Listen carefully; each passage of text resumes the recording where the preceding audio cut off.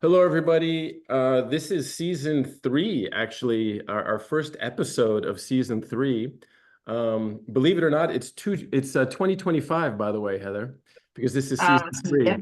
amazing. So amazing, the power of video. So I'm very pleased to introduce our first guest of this season, Professor Heather Yo at Weill Cornell Medical School and Department of Colorectal Surgery. I've known Heather for quite some time. Maybe she'll admit to it when we interview her. Maybe she won't. We'll see. Um, this is the podcast for our journal, Artificial Intelligence Surgery, the first journal dedicated exclusively to artificial intelligence and surgery.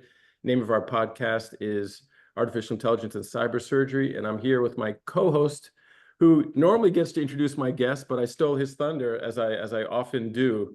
So, Professor Vincent Grasso, it's a pleasure to see you across the Atlantic. Both of you are actually very close to each other right now.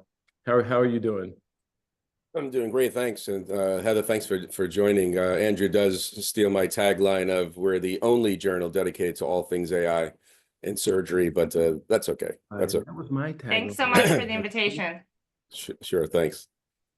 So Heather, where to begin? I like to know. I know where you're from, actually. I know your origins, but I would like Vincent and any listeners we have out there to know where you're originally from. What part of the state? So I grew up in a very small town in Southern Oregon, very different from Manhattan, where I now live now. I grew up on a river in a small town where everyone knew everyone. And basically, as soon as I could get out of there, I did. Moved to the East Coast for college. My father was a surgeon, actually, and I decided that I was going to try and avoid following in his footsteps. So I was actually a foreign service major at Georgetown. So this is actually interesting because our one of our last guests is actually, well, before I finish my statement, could you remind me where your father is from? My father was born and raised in Singapore and came over to the US for the tail end of his surgical training. Yeah, so we actually met a doctor who is the AI advisor for Singapore.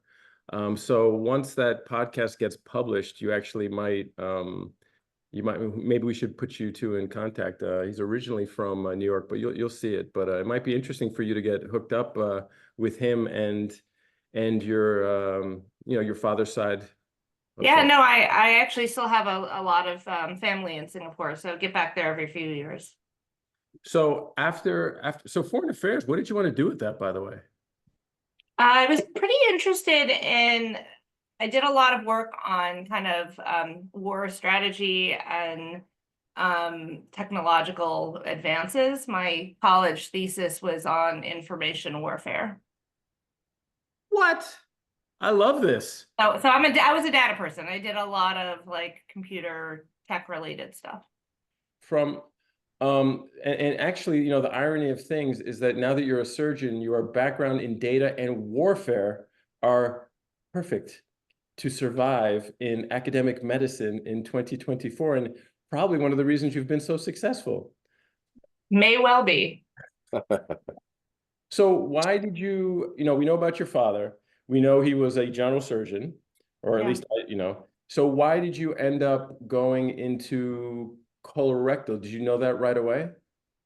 No. So I decided at some point in college that I worked on Capitol Hill. I actually worked in the US Senate doing systems administration, so running a computer system in a Senate office. And then at some point in college, I decided that I didn't think I wanted to do policy related work, and had really always been attracted to the sciences. And so decided I was going to go back to school to go to medical school. So ended up kind of finding my way to colorectal because I love abdominal surgery. I think I knew the first time I put a stitch into a piece of small intestine that was something I really liked. And general surgery, I felt very much is the one area in medicine where you don't give up any pieces of medicine.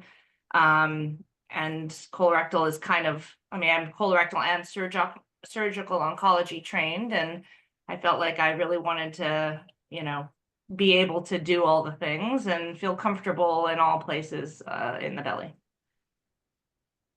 That's interesting for me to know. I'm still like tripping about your data background and everything.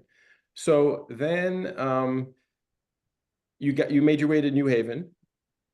I did. Believe it or not, when I started at New Haven, Vincent, what were you doing in New Haven again? I was doing some advanced laparoscopic work with Butch Rosser and Rick Satava, and I was a NASA project manager in the commercial space center we had there in the late 90s and early, those days, doing medical informatics and stuff. So it was a fun time at Yale. Were any of those people still there, Heather? Was Satava still there?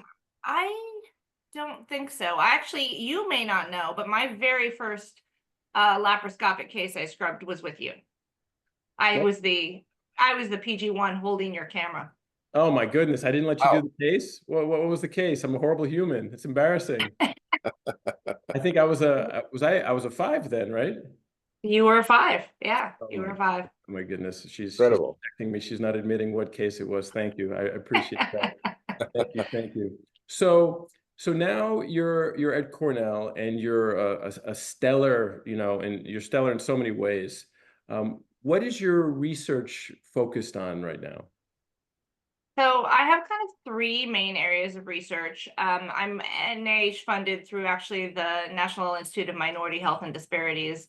My research through NIH is focused on the surgical workforce, and in particular focused on the lack of diversity in the surgical workforce. So everything from underrepresented minorities to gender-related issues, but really focused on underrepresented individuals in surgery. So sorry, go ahead. We're going to talk about your, I know you do some work regarding AI with that, but I cannot resist first asking you, are you a little concerned with the future of funding for this type of research in the United States, or not? I think that we are all very concerned about what's going to happen to the NIH over the next 4 years. I think that there's a lot of other opportunities for funding sources for us, and I think that we are trying to be less dependent in all cases on the government and look towards more philanthropic work. The second area of research our group does is focused mostly on surgical outcomes and disparities in surgical care. And then the third area, which we've talked about, is kind of on uses of technology. Our group has done some work with Cornell Tech Campus on app development, use of AI, and a number of other kind of tech related research. So I'm actually stuck this weekend rewriting a chapter that anyway, the details we'll name nameless, but it's on pancreatic cancer. It's on integrative medicine and pancreatic cancer. But again, it's always nice to go through the latest literature. And one of the risk factors, unmodifiable risk factors, is being African American in the United States. And is that a true risk factor? Like, is there a genetic element to that, or is it more related to, poverty and how minorities get healthcare? Like, how can you tease that out? Because it's still considered a risk factor, but is it really more the socioeconomic aspect and not so much the genetic aspect? And how can we figure it out? I mean, I think it's complicated and certainly varies by disease, but so much of it is tied to socioeconomics, and actually we have huge regional variations. I think more homogeneous countries, you can probably study the genetic and genetic components better. In the United States, so much of it is tied to socioeconomics, everything from food insecurity to environmental factors to obesity. I mean, access to care, obesity, and unfortunately, in the United States, we have a very long history also of social injustice in medical research. And so I do think we've not done a good job of fleshing out differences because we haven't always included underrepresented minorities in clinical trials. And when we have a bad record. So there's a long history of mistrust. I mean, you know, that was some of the issue in places we've trained in the communities surrounding. And so I think it's complicated. I mean, our work is really, our goal is to try and find, I don't think we think we're going to solve every problem from a research group in the country's socioeconomic status, but if we can do little improvements here or there, we feel like we're making some progress. So I know you work closely with women in surgery. How do you think, let me back up a little bit, you know, on the board of our journal, we tried to have equal representation of women. You know, we still struggle with that a little bit, but we keep trying to improve those numbers. How important is it to have women involved with the development, with policy, you know, all these things around artificial intelligence? I mean, I think it's been shown in almost any study out there that more diverse groups and populations bring out better businesses and better products. And I think in medicine in particular, in surgery, we have struggled with diversity. There's been significant progress. I mean, actually about 50% of the entering class now in surgery in the United States is women. We've made progress, although it's still pretty dismal in underrepresented minorities in surgery.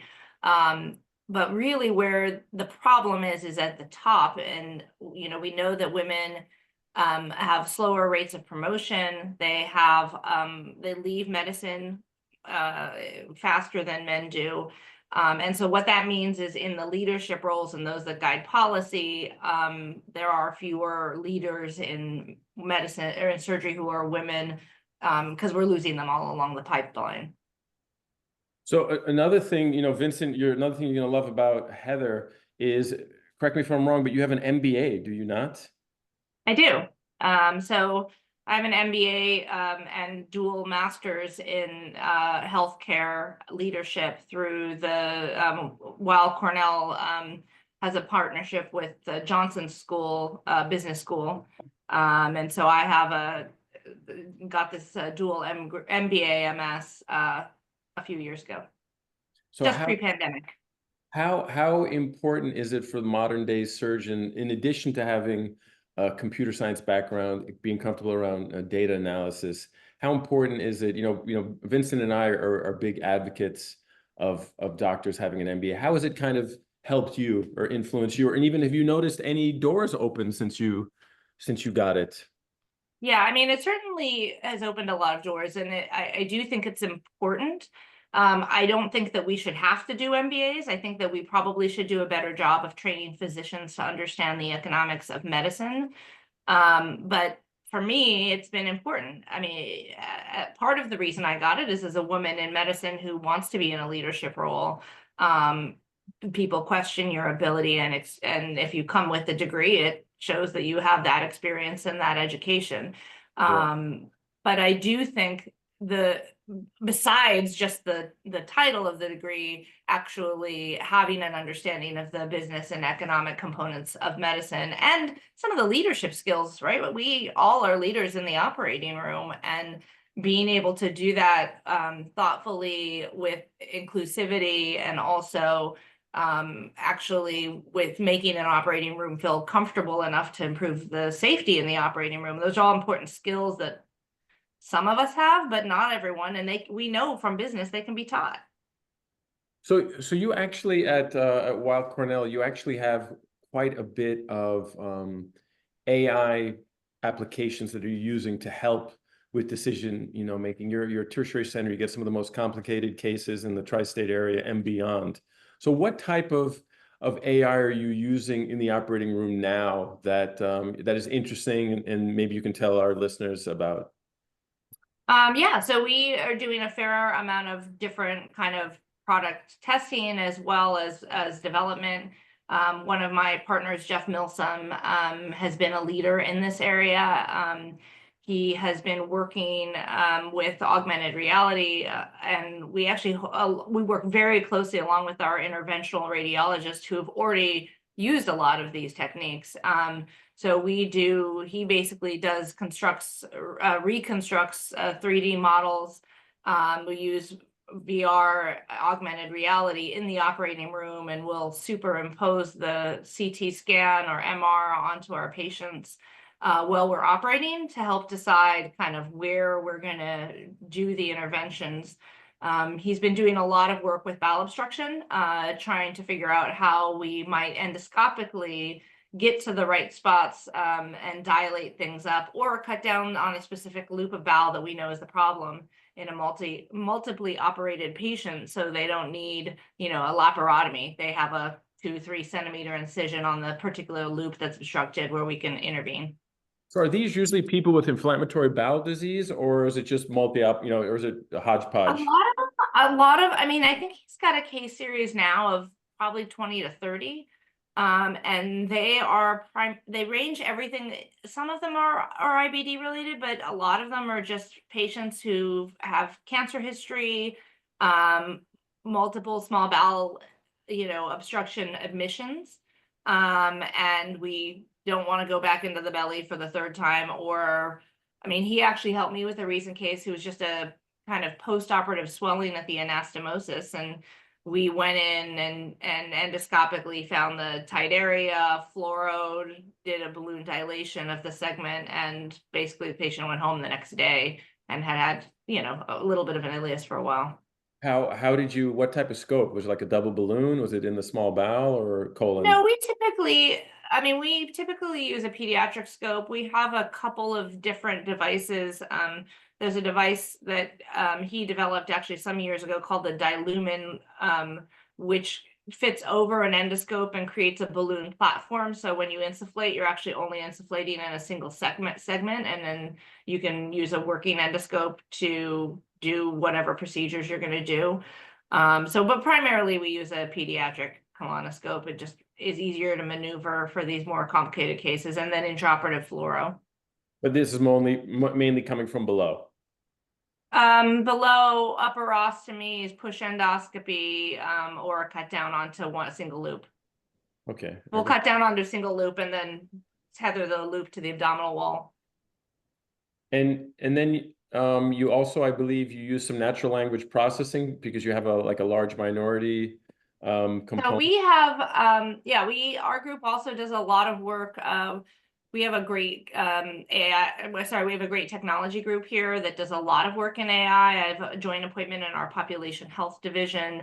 And we have, we've developed a couple of different, we've looked at predictive modeling, trying to understand our high readmission patients, and particular targeting older adults who have high rates of readmission in colon cancer. And then we also are working, I told you, I've done some work with app development for postoperative monitoring, but we have affiliate hospitals that have larger minority populations and are trying to use AI to help really with simple things like giving information to our patients for postoperative monitoring, kind of targeting them on reasons they might be readmitted, et cetera. So Vincent, you can see they're doing pretty interesting things in Cornell. How do you what other ideas does Heather get for potential work there? I mean, it's really impressive. There's a depth and breadth that you need to be at a place like Cornell to support all the interesting things that Heather has in her mind and her background. She's leveraging her MBA, her informatics expertise. So sure, she's living in that ecosystem that supports her, which is really very, very nice. We're working, Andrew and I are working on a bunch of projects. I just want to pitch like a Shark Tank in New Jersey on a precision health equity project. That's going to be an NSF ICOR project at Princeton in January. We'd love to talk to you about that because I would love to. We have problems. I do primary care too now, just to, I like taking care of patients in the inner city, and the Black and the Hispanic community. There's no data around really for a lot of this, and so this is interesting. But you need people that can bridge technology, business, and clinical practice into a cohesive presentation, because investors don't want to hear just clinical things. The technology Exactly. people don't understand clinical things, and so there's you've bridged all those pieces, so that's fantastic, and uh, it's really exciting to hear. When Oh, you thanks. I think you're right. I mean, I think a lot of, I mean, and not even in AI, but just in the general space, I think it's very important for scientists to be able to convey their research. I spend a little bit of my side hobby life in media related stuff, and I think that it's really important for physicians to be able to clearly, I mean, for patients, right? Like to be able to explain what you're doing to a patient, you need to be able to Sure. communicate the science in an easy way. So yeah, you're right.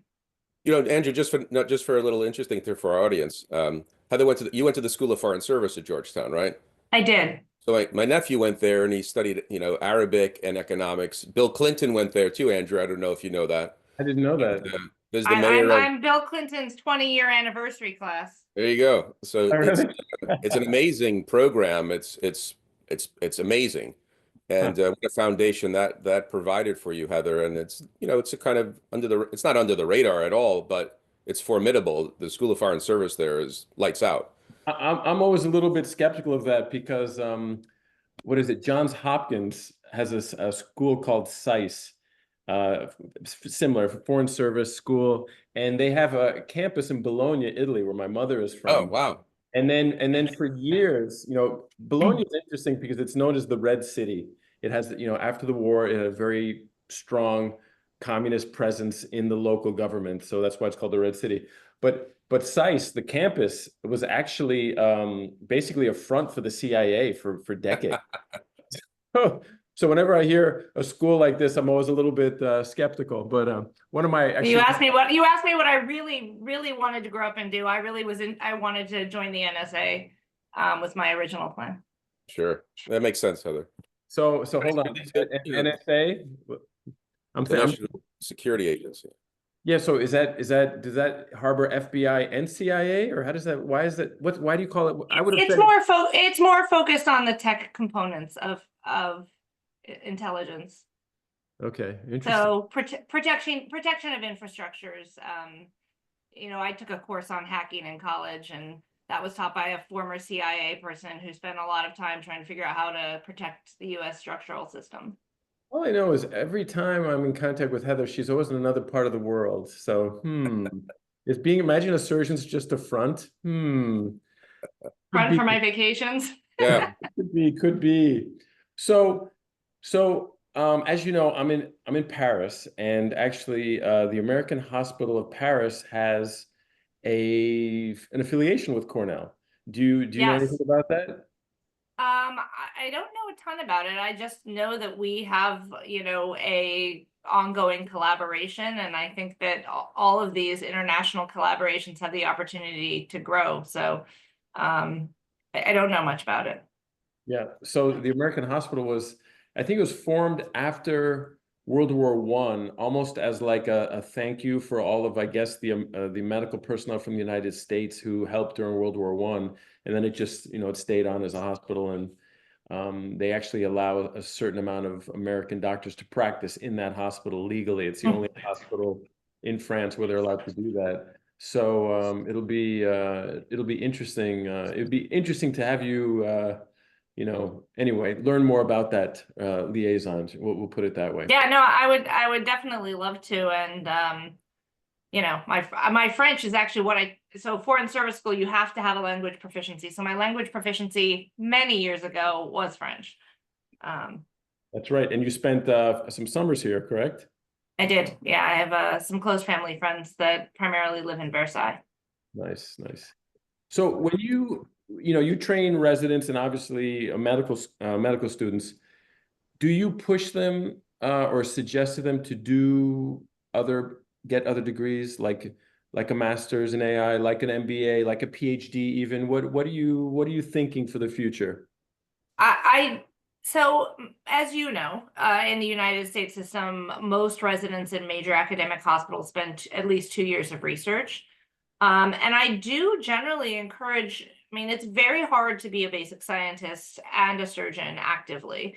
It's people do it, but it's hard to do. And I think that if you're going to spend 2 years doing research, it's a good opportunity to do a master's program. So I have at least one, if not two, surgical residents that spend time with me during their research time, and many of them do masters. We have, anything from masters in public health to, I think, for many people that are doing, for example, resident education as their goal, you can get a master's in education.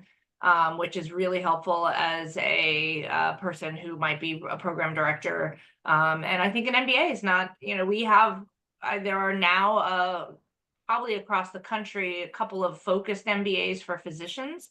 And I think those are nice because you do learn things like strategy and accounting, but you also kind of learn the business of medicine focused on how hospital structures work, and even just focused on Medicare, Medicaid, and understanding the system. As I mentioned to you, I teach in our MBA here now. I teach a course on digital innovation where we talk a lot about kind of telehealth, mobile health, advances in technology, including AI, and it's changing. We had huge, I think everybody knows this, during the pandemic, telehealth took off. Our institution was at the front. We were already using telehealth before the pandemic. But the regulations and policy have changed. So reimbursement, we're actually January 1st, a lot of the COVID provisions for telehealth being covered are dropping off. Well, what the hell's up with that? That's not very good. Yeah, I think that there was just that most of them were done under emergency order, and then that was continued. But I think that that's going to change. As you know, as a surgeon, it doesn't matter so much because a lot of our payments are bundled. And so post-op visits, I'm not getting reimbursed for anyway. But for internists, it becomes harder.